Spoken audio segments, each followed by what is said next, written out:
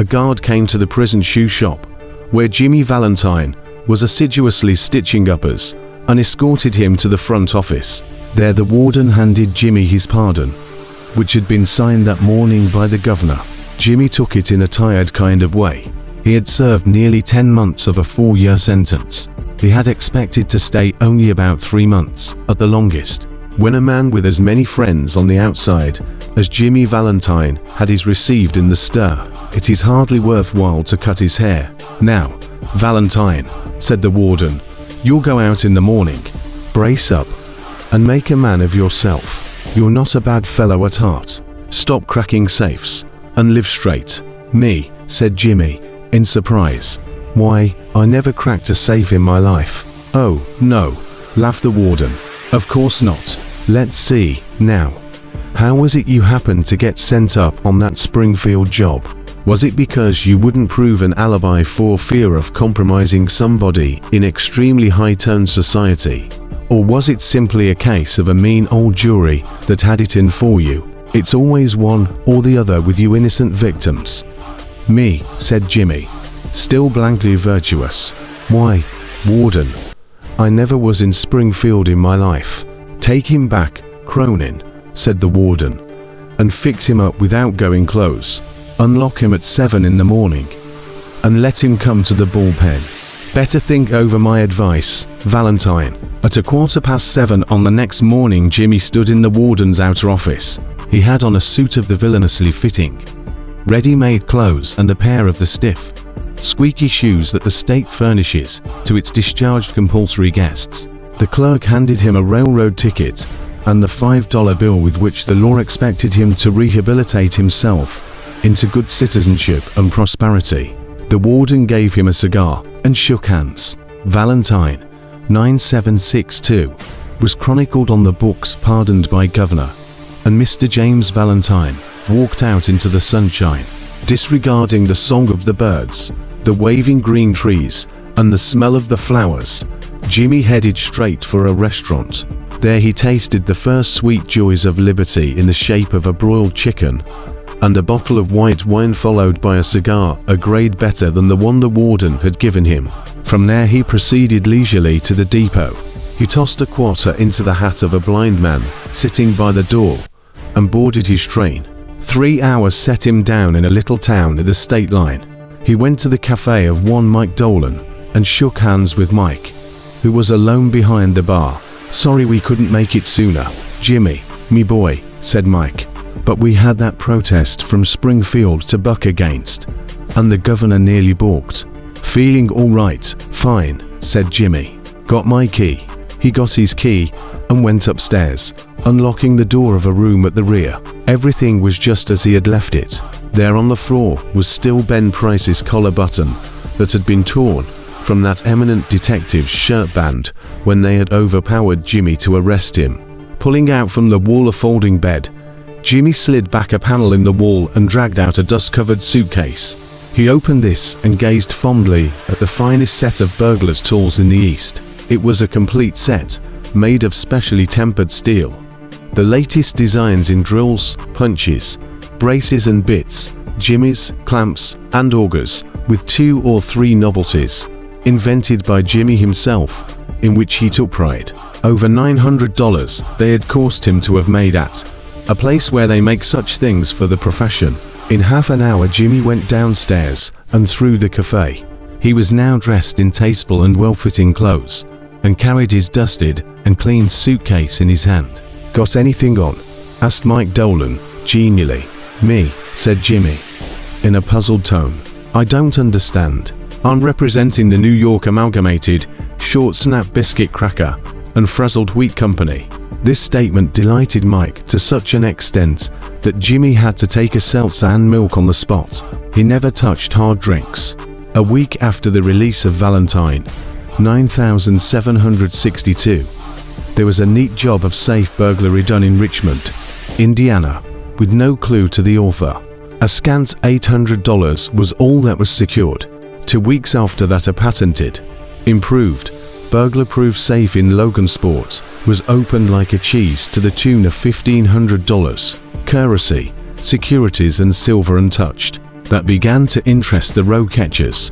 Then an old-fashioned bank safe in Jefferson City became active, and threw out of its crater an eruption of banknotes amounting to $5,000. The losses were now high enough to bring the matter up into Ben Price's class of work.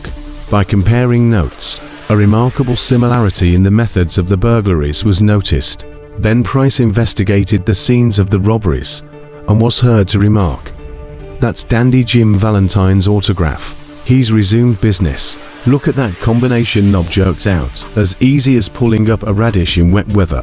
He's got the only clamps that can do it. And look how clean those tumblers were punched out.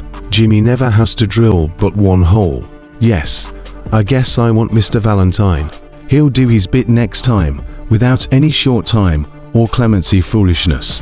Ben Price knew Jimmy's habits. He had learned them while working on the Springfield case. Long jumps, quick getaways, no Confederates, and a taste for good society. These ways had helped Mr. Valentine to become noted as a successful dodger of retribution. It was given out that Ben Price had taken up the trail of the elusive cracksman, and other people with burglar-proof safes felt more at ease. One afternoon, Jimmy Valentine and his suitcase climbed out of the mail hack in Elmore, a little town 5 miles off the railroad down in the blackjack country of Arkansas. Jimmy, looking like an athletic young senior just home from college, went down the board sidewalk toward the hotel. A young lady crossed the street, passed him at the corner, and entered a door over, which was the sign the Elmore Bank. Jimmy Valentine looked into her eyes, forgot what he was, and became another man. She lowered her eyes and colored slightly. Young men of Jimmy's style and looks were scarce in Elmore. Jimmy collared a boy that was loafing on the steps of the bank, if he were one of the stockholders, and began to ask him questions about the town, feeding him dimes at intervals. By and by the young lady came out, looking royally unconscious of the young man with the suitcase, and went her way. "Isn't that young lady Miss Polly Simpson?" asked Jimmy, with specious guile. "No," said the boy. "She's Annabelle Adams. Her pa owns this bank. What did you come to Elmore for? Is that a gold watch chain? I'm going to get a bulldog. Got any more dimes?" Jimmy went to the Planters Hotel, registered as Ralph D. Spencer, and engaged a room. He leaned on the desk and declared his platform to the clerk. He said he had come to Elmore to look for a location to go into business. How was the shoe business now in the town? He had thought of the shoe business. Was there an opening? The clerk was impressed by the clothes and manner of Jimmy. He, himself, was something of a pattern of fashion to the thinly gilded youth of Elmore, but he now perceived his shortcomings. While trying to figure out Jimmy's manner of tying his four in hand, he cordially gave information. Yes, there ought to be a good opening in the shoe line. There wasn't an exclusive shoe store in the place. The dry goods and general stores handled them. Business in all lines was fairly good.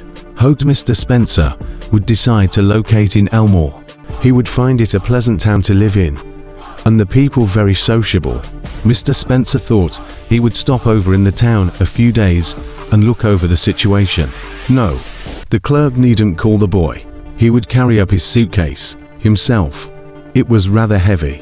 Mr. Ralph Spencer, the phoenix that arose from Jimmy Valentine's ashes left by the flame of a sudden and alterative attack of love, he remained in Elmore and prospered.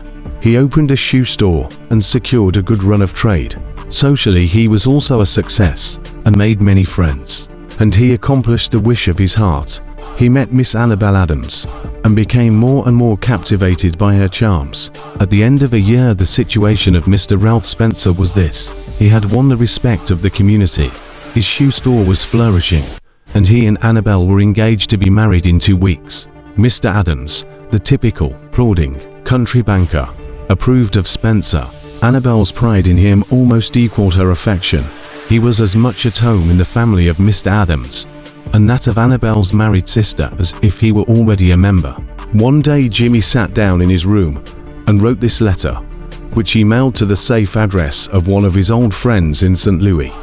On the Monday night, after Jimmy wrote this letter, Ben Price jogged unobtrusively into Elmore in a livery buggy.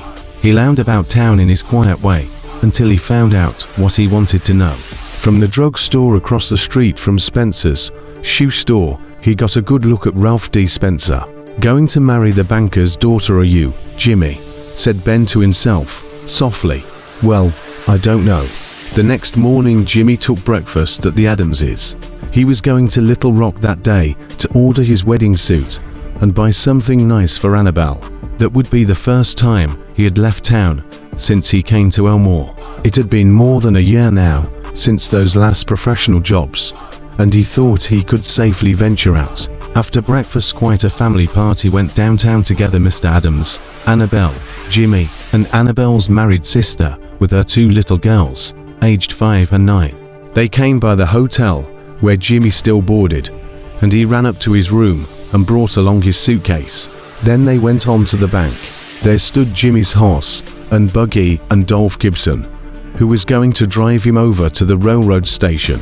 All went inside the high, carved oak railings into the banking room, Jimmy included, for Mr. Adams's future son-in-law was welcome anywhere.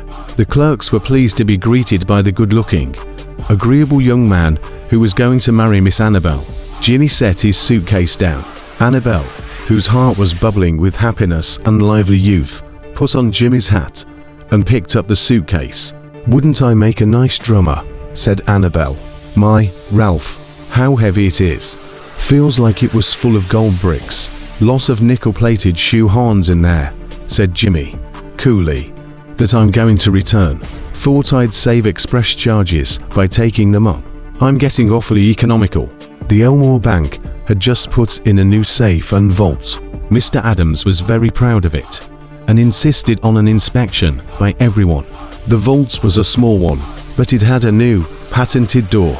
It fastened with 3 solid steel bolts thrown simultaneously with a single handle, and had a time lock. Mr. Adams beamingly explained its workings to Mr. Spencer, who showed a courteous, but not too intelligent interest. The 2 children, May and Agatha, were delighted by the shining metal and funny clock and knobs. While they were thus engaged, Ben Price sauntered in and leaned on his elbow, looking casually inside between the railings. He told the teller that he didn't want anything. He was just waiting for a man he knew. Suddenly, there was a scream or two from the women, and a commotion, unperceived by the elders. May, the 9-year-old girl, in a spirit of play, had shut Agatha in the vault. She had then shot the bolts and turned the knob of the combination, as she had seen Mr. Adams do. The old banker sprang to the handle and tugged at it for a moment. "The door can't be opened," he groaned. "The clock hasn't been wound nor the combination set." Agatha's mother screamed again, hysterically. "Hush," said Mr. Adams, raising his trembling hand. "All be quiet for a moment. Agatha," he called as loudly as he could. "Listen to me." During the following silence, they could just hear the faint sound of the child, wildly shrieking in the dark vault in a panic of terror. "My precious darling," wailed the mother. "She will die of fright. Open the door. Oh, break it open. Can't you men do something? There isn't a man nearer than Little Rock who can open that door," said Mr. Adams, in a shaky voice. "My God, Spencer, what shall we do? That child, she can't stand it long in there. There isn't enough air, and, besides, she go into convulsions from fright." Agatha's mother, frantic now, beat the door of the vault with her hands. Somebody wildly suggested dynamite. Annabelle turned to Jimmy, her large eyes full of anguish, but not yet despairing. To a woman, nothing seems quite impossible to the powers of the man she worships. "Can you do something, Ralph? Try, won't you?" He looked at her with a queer, soft smile on his lips and in his keen eyes. "Annabelle," he said, "give me that rose you are wearing, will you?" Hardly believing that she heard him aright, she unpinned the bud from the bosom of her dress and placed it in his hand. Jimmy stuffed it into his vest pocket, threw off his coat and pulled up his shirt sleeves. With that act, Ralph D. Spencer passed away and Jimmy Valentine took his place. "Get away from the door, all of you," he commanded. Shortly, he set his suitcase on the table and opened it out flat. From that time on, he seemed to be unconscious of the presence of anyone else.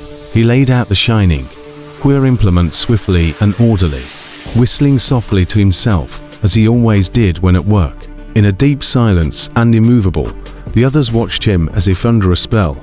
In a minute, Jimmy's pet drill was biting smoothly into the steel door. In 10 minutes, breaking his own burglarious record, he threw back the bolts and opened the door. Agatha, almost collapsed, but safe, was gathered into her mother's arms. Jimmy Valentine put on his coat and walked outside the railings toward the front door. As he went, he thought he heard a faraway voice that he once knew call Ralph, but he never hesitated. At the door, a big man stood somewhat in his way. "Hello, Ben," said Jimmy, still with his strange smile. "Got around at last, have you? Well, let's go. I don't know that it makes much difference now." And then Ben Price acted rather strangely. "Guess you're mistaken, Mr. Spencer," he said. "Don't believe I recognize you. Your buggy's waiting for you, ain't it?" And Ben Price turned and strolled down the street. "Dear old pal, I want you to be at Sullivan's place in Little Rock next Wednesday night at 9 o'clock. I want you to wind up some little matters for me. And, also, I want to make you a present of my kit of tools. I know you'll be glad to get them. You couldn't duplicate the lot for $1,000. Say, Billy, I've quit the old business a year ago. I've got a nice store. I'm making an honest living. And I'm going to marry the finest girl on earth 2 weeks from now. It's the only life. Billy the straight one. I wouldn't touch a dollar of another man's money now for $1 million. After I get married, I'm going to sell out and go west, where there won't be so much danger of having old scores brought up against me. I tell you, Billy, she's an angel. She believes in me, and I wouldn't do another crooked thing for the whole world. Be sure to be at Sully's, for I must see you. I'll bring along the tools with me."